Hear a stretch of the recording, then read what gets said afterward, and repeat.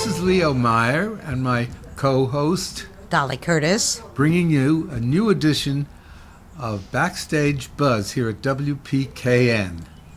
It's with my great pleasure to bring tonight to our listening audience one of my favorite people in this whole industry and someone I know for many, many years, Mr. Wayne Adams, who is responsible for discovering and bringing to light this beautiful play that we're seeing tonight at the Westport Country Playhouse. By the way, we're filming and broadcasting right here on the veranda at the Westport Playhouse. So if you hear birds chirping in the background, it's not dark enough for them to go to sleep. And what's the name of the play? And a Nightingale Sang. It's a beautiful, tender romance that is about a family under stress during the Second World War with a lovely young lady who falls in love with a soldier. And I don't want to give away the play, but it's a heartwarming and tender and very beautifully written play by C.P. Taylor. C.P. Taylor, yes, who was a Scot who did most of his work in England, and unfortunately we haven't seen enough of his work here in this country. And Wayne Adams was responsible and is going to tell us how you discovered this play. Well, I discovered it at Steppenwolf Theater in Chicago. Oh, I know where. And I found out that Joan Allen, who played the central character for us, had never been outside of the United States before. She was one of the original ensemble members of Steppenwolf.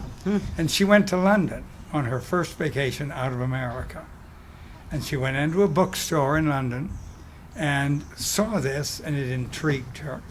And she started reading it and stood and read it entirely through, and then bought it and brought it back with her to Chicago and presented it to the ensemble for consideration of doing. She said, I want to do this play at Steppenwolf. And then I saw it when I came to Steppenwolf. And I was completely enchanted. It's more than enchantment. It is a remarkable piece of work at the theater, and especially the way it uses music of that time, the wonderful music of the time. Anyone who was alive during the Second World War will know most of the music that is present in the play. It's one of the most unusual wedding of music and a straight play that I've ever experienced. And yet it's not a musical. It might make a very beautiful libretto for a musical treatment. I guess that's a possibility. Yeah.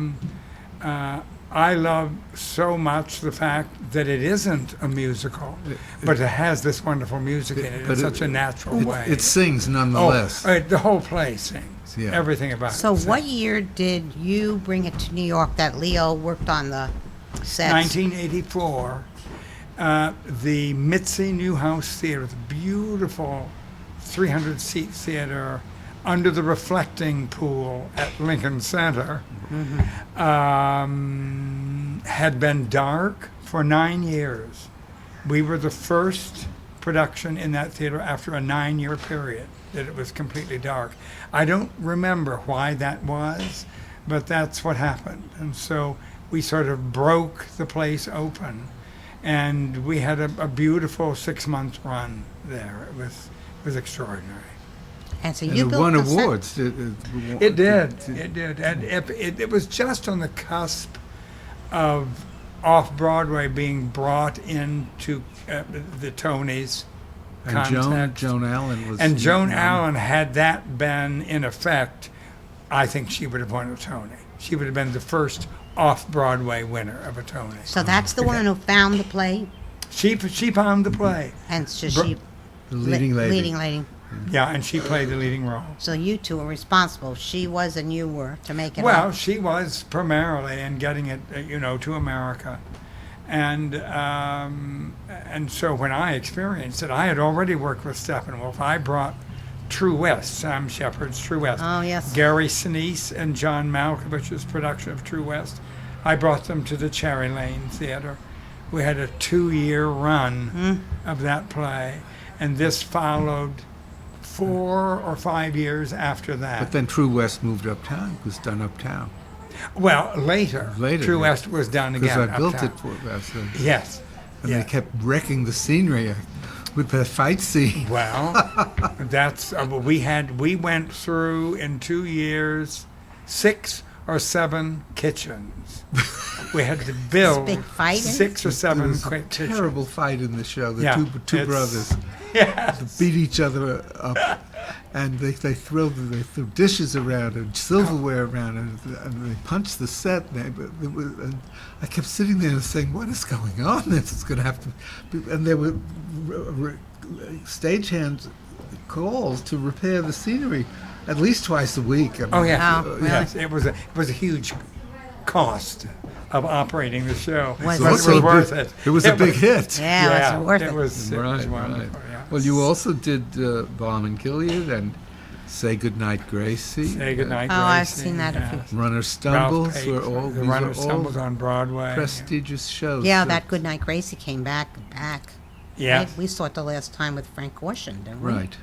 Then we- That was a different one, and it was actually the same title. We had great difficulty with that. Really? We did not find it appropriate that a one character play was ultimately written and used exactly the same title as Ralph Pape's, but there's nothing you could do about it legally. It just You can't copyright a no. title. That's you can't exactly. No. copyright a title? You could write a new book and call it Gone with the Wind. You know, I've Yes, seen you could. that That's and wondered. crazy, but that's the way. But don't use three words or a sentence out of the book, because that They is could get you copyrighted. for. But you can take the title, lift it. I see Song people. Well, titles. everybody's lifted the name of our show, Backstagbuzz. Right. We've had a few different. Look how many songs are called "I Love You" Yeah. in the music catalogs. Oh yeah. You know, Yeah, it's true. yeah. But you cannot lift any of the internal material. And you can't change anything because you get in all kinds of trouble if you try to without permission. Is that true? Oh. But that depends mainly on who the playwright is and the nature of the operating procedure with any given playwright. Some of them are loose in that sense. They say Tennessee Williams, if you ask for rewrites, would come in with 24 pages the next morning. That he would just sit down and write and write and write and rewrite and rewrite and rewrite. John Lahr's new book on Tennessee Williams is one of the most remarkable books I've ever read. Now interesting. Huh? It is the finest biography of anyone I have ever read. And it's huge. It's like 700 pages long. Oh, there you go. It's oh my God! It is a beautiful thing, and it's relatively. It just came out. Just came out. You have to get a hold of We'll it. have to get a hold of it, Beautiful, and beautiful. Leo will. And you know Bert Lahr on Broadway, comedian. It's his son, John Lahr, Oh, how wonderful. who was the Who drama is- critic for the New Yorker for 2 decades, for 20 years. And just recently he retired from that. But he spent 7 years writing this book. Oh, it's good, Did Vincent. he did he really work with Tennessee along the way and really get to know him? So many of these biographies are written by people who never even met the subject. I don't know. I suspect that John might have known Tennessee. I would hope so. I met Tennessee Yeah, I met at him a party several in New times. Orleans.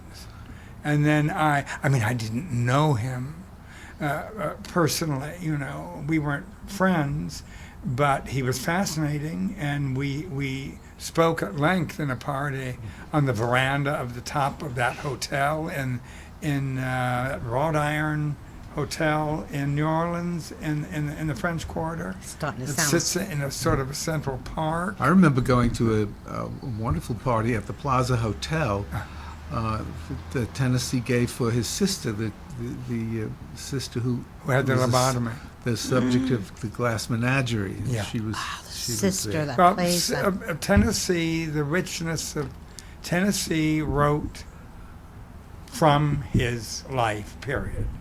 I mean, it's all about his family and about His mom, that was his mother in Yeah. that classroom. Yeah, every Demanding woman. every play has very particular. I have a elements. glass collection in Yeah. my house, and one of my favorite pieces is a Heisey elephant that was on this set for the Glass For the original. Menagerie when they were in dress rehearsal in Chicago prior to the first opening. Yeah, And this associate of mine, Viola Rubber, was one of the 3 producers on the show, and went backstage to talk to Lorette Taylor after the dress rehearsal. oh yes, And on the way out of the theater, everyone else had gone home.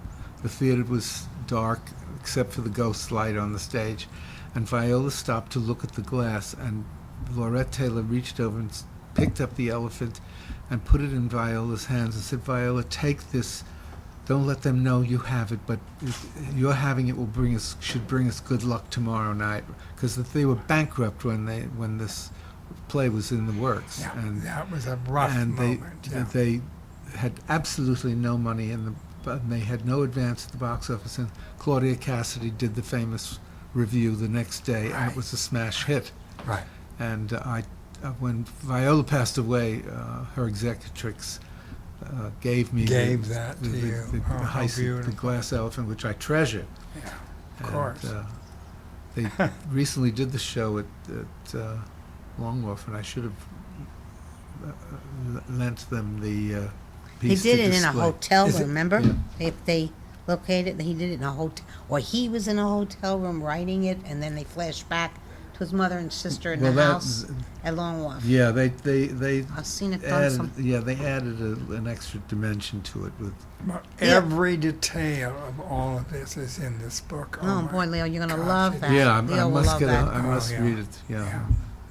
So I want to hear about the stage set that didn't fit into the theater, and you were telling me before. Oh, well, we did kind of an out-of-town put together at Hartford Stage. Oh, it's good theater. And Mark Lamos was the artistic director there, and he's here Yeah, he's here. now. And I just saw him as Leo and I were coming He up just the steps. drifted Yeah. by before we went on the Yeah, air. and of course, when I saw him, I hadn't seen him since. And he wanted to direct this play, and I wouldn't allow it. And he was so upset. I mean, he was just, I would say, severely upset. And Well, that's the way the cookie and crumbles. So and did that it. cookie had to crumble, and he had, to eat the crumbs. But Terry Kinney from Steppenwolf, who directed the production there that I saw with Joan Allen, I said, I want to bring this forward, and it must be Terry. But we had the blessing of Hartford Stage, and Mark gave us everything that we needed. And the set, I have no idea what I'm going to see tonight, but our set was a huge platform, raked platform, and everything happened on the platform. All the rooms of the house were set, not with walls and doors. Everything's completely open, and it was huge. And when we were preparing to move into the Mitzi new house, we were making negotiations with Lincoln Center, and I cannot remember the name of the man who had a very successful musical upstairs in the main theater. And anyway, when he was approached, he said, "No one except my show is going to have access to the stage door." And we went to the powers that be of Lincoln Center and everything. With this man had everything tied up. He absolutely refused to allow our set to come in. So we had to truck it back to Leo's studio in Bridgeport, and they had to cut it into 3 sections, and we had to walk it in the public entrance to the theater and down the staircase. Right, that staircase. and through the the aisle. theater That's where South onto the Pacific stage. was, in that Yeah. theater That's- below. That's Amazing. yeah. You never know what happens what a show has to go through to get into its theater, to get even a place. You would in think the each arena. theater would have its own. Well, it did, but in this particular case, because it was Lincoln Center, yeah, but it was a huge. complex. I mean, yes, there was a separate category of hallways and tunnelways going into our theater, but he absolutely would not allow anything to come in. It was so. Yeah. Well, good thing you had the ability to do it.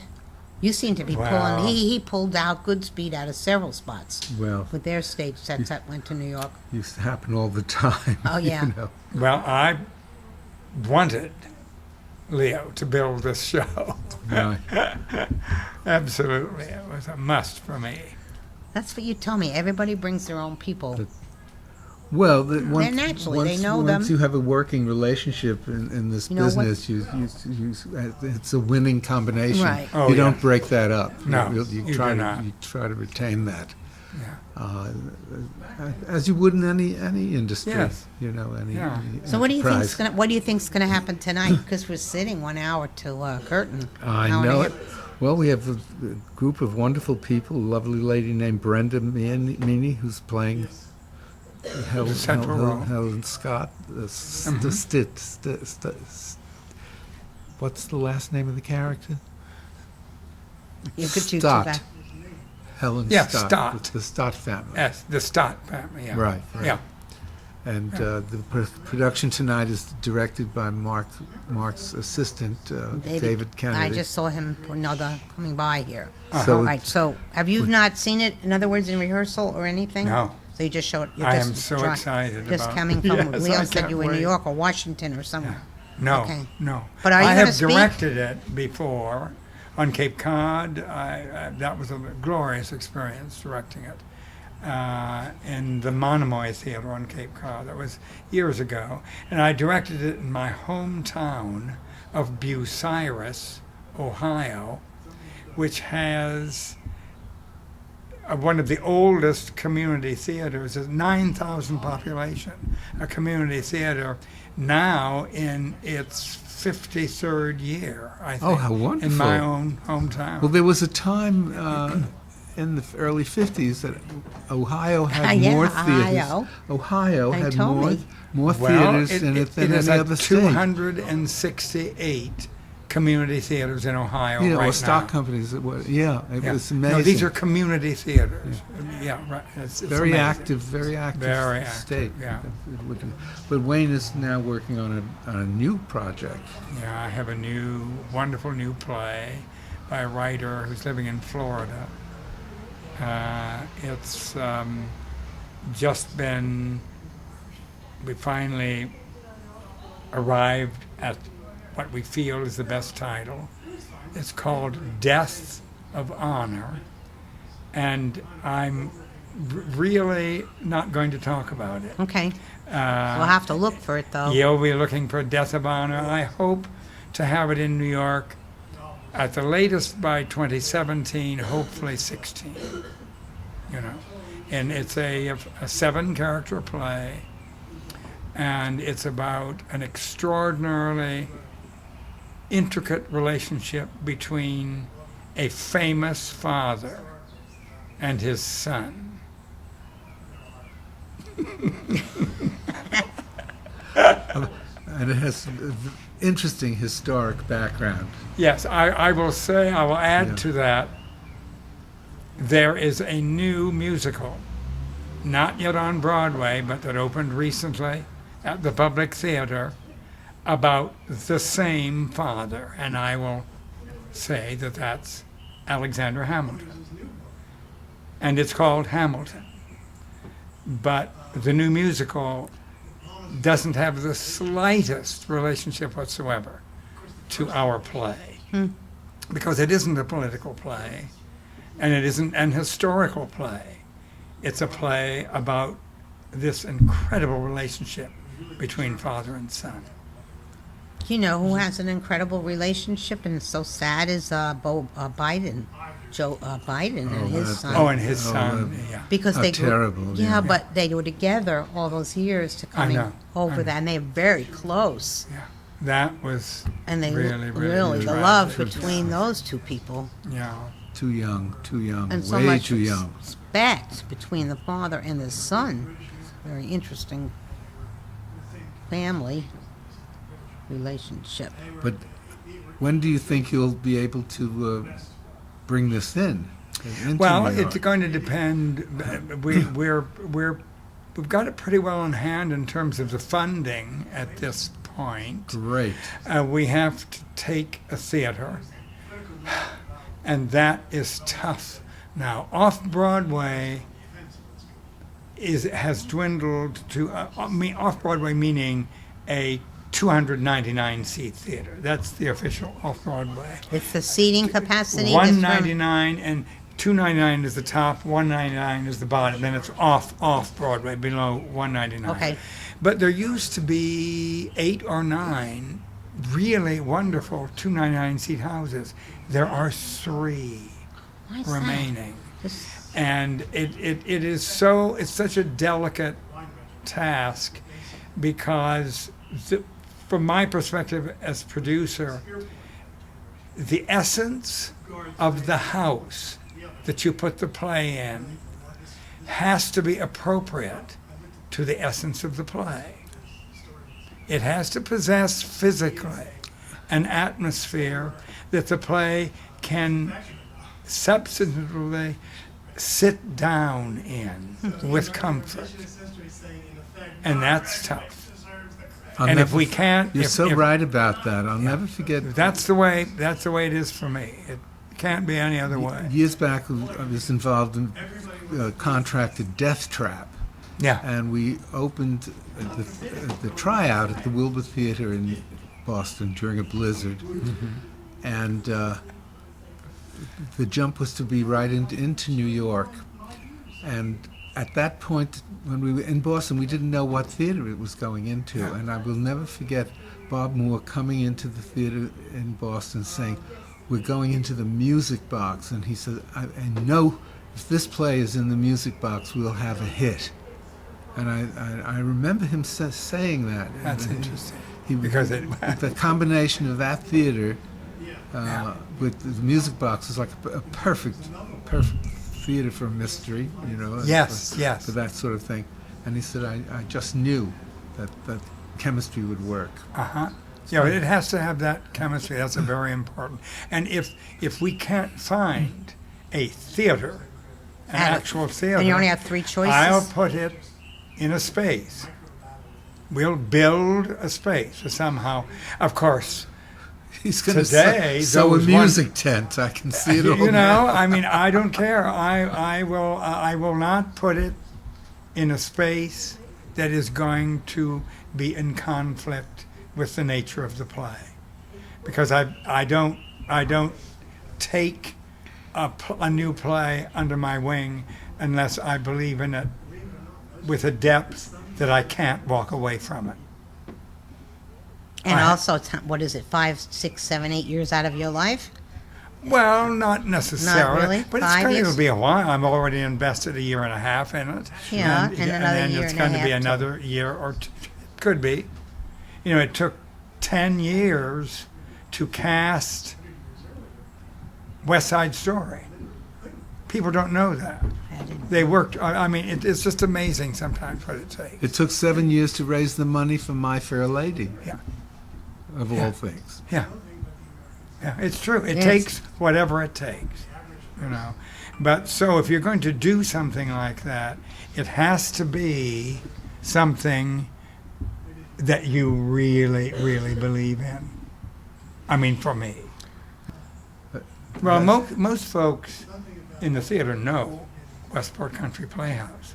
It's been a major playhouse. for Venerable. Many, many 75 years Yeah. plus. I remember when it was Yeah. 75. I used to come when the water used to rain into the theater. Well, the in the walls were barn. like You'll- Swiss cheese. full of knot holes. But you'll recognize where it was from the old Oh, video. You almost okay. feel it. Oh yeah, Where you Yeah. used to be. When you go in. It hasn't changed that much. Uh-huh. It's so cool. Well, this play on the Nightingale Sang is such a blessing That's what to Leo. the theater. It's It is. an extraordinary play. Well, we look forward to it as we get ready to go in, and have them pull, as we say, pull the rag up. Yeah, that's Yeah. you say. Well, we'll see if we get a sneak look in. Well, hopefully. Before But the hundreds of people unfortunately, start coming. it's time to break up our little tete-a-tete here and go in and see the production. Yes. This is Leo Meyer and Dolly Curtis and Wayne Adams saying good night, and come hear us again soon.